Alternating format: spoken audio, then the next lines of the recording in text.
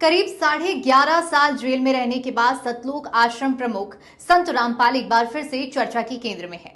अप्रैल 2026 में पंजाब और हरियाणा हाईकोर्ट ने उसे जमानत दे दी, जिसके बाद कानूनी प्रक्रियाएं पूरी होने पर उन्हें हिसार सेंट्रल जेल से रिहा कर दिया गया।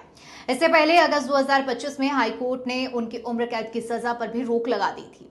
रिहाई के समय अदालत ने यह भी स्पष्ट किया है कि किसी भी प्रकार की भीड़ जुटाने या फिर कानूनी व्यवस्था को प्रभावित करने वाली गतिविधियों से बचना होगा। उनकी रिहाई के बाद एक बार फिर से सतलोक आश्रम और उससे जुड़े हुए सामाजिक और धार्मिक कार्यों की चर्चाएं तेज हो चुकी हैं।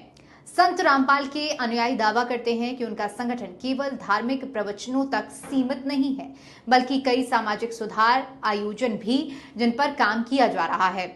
इसमें जैसे कि दहेज प्रथा के खिलाफ अभियान चलाया जा रहा है, मुहिम चलाया जा रहा है, जो कि सबसे प्रमुख माना जाता है, जिसके तहत अनुयायी दहेज मुफ्त जो विवाह है वो करते हैं, जैसे रेमनी कहा जाता है। इन शादियों में ना तो दहेज लिया जाता है और ना ही दिखावे पर अनावश्यक खर्च किया जाता है।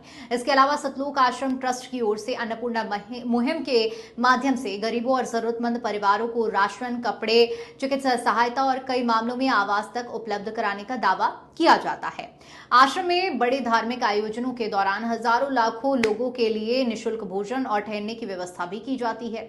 अनुयायियों की ओर से समय समय पर रक्तदान शिविर, नेत्र जांच शिविर और स्वास्थ्य संबंधी अन्य सेवाएं भी आयोजित की जाती हैं। अब साल 2026 यानी कि इस साल की अगर हम बात करें तो संगठन ने भारत और नेपाल के अलग अलग सतलोक आश्रम में विश्व शांति महाअनुष्ठान जैसे बड़े धार्मिक कार्यक्रम आयोजन का निर्णय किया था, जिसमें बड़ी संख्या में श्रद्धालुओं ने भाग लिया।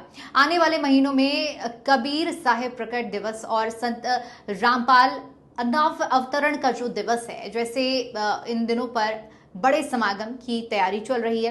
वहीं डिजिटल माध्यम और सोशल मीडिया के जरिए अनुयायी अपने आध्यात्मिक विचारधारा का प्रचार प्रसार कर रहे हैं और निःशुल्क नाम दीक्षा को भी संचालित किया जा रहा है। हालांकि संत रामपाल का नाम वर्षों तक कानूनी विवाद और चर्चित मामलों से जुड़ा रहा है, लेकिन उनके समर्थक उन्हें एक समाज सुधारक और आध्यात्मिक मार्गदर्शक के रूप में जरूर देखते हैं। ऐसे में संत रामपाल की रिहाई के बाद अब ये देखना बेहद दिलचस्प होगा कि आने वाले समय में संत रामपाल के संगठन की गतिविधियां किस दिशा में आगे बढ़ती हैं और समाज में उन गतिविधियों का किस रूप से प्रभाव देखने को मिलता है। आपकी क्या राय है इस मुद्दे पर? हमें कमेंट करके जरूर बताइएगा।